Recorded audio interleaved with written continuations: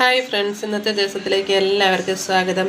അപ്പോൾ ഇന്ന് നമുക്ക് വേണ്ട കുറച്ച് കുറിച്ചിമീൻ കിട്ടിയിട്ടുണ്ട് കേട്ടോ. അപ്പം നിങ്ങളുടെ നാട്ടിൽ ഈ മീൻ എന്തുവാ പറയുന്നതെന്ന് പറയണേ. ഇവിടെ കുറിച്ചി എന്നാണ് പറയുന്നത്.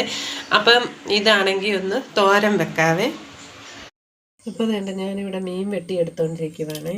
ഇതാണെങ്കിലുണ്ടല്ലോ ദശ ചിലതിനൊക്കെ കുറവാണ്, മുള്ള. അപ്പം നമുക്കിത് നല്ലതായിട്ട് വറുത്തെടുക്കുവാണ് അടിപൊളിയായിട്ട്. ഇത് പിന്നെ നല്ല രുചിയുള്ള ഒരു മീനാണ്. ഉണക്കമീനാണെങ്കിലും കിട്ടും. എനിക്ക് ഭയങ്കര ഇഷ്ടമാണ് കേട്ടോ ഇത് കുറിച്ചി മീൻ.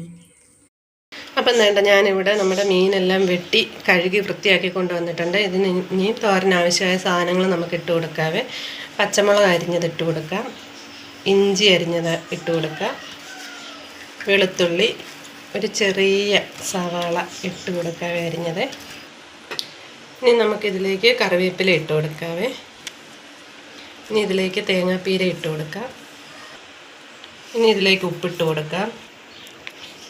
ഇനി ഇതിലേക്ക് കുറച്ച് മഞ്ഞൾപ്പൊടി ഇട്ട് കൊടുക്കാം, കുറച്ച് കുരുമുളക് പൊടി ഇട്ട് കൊടുക്കാം,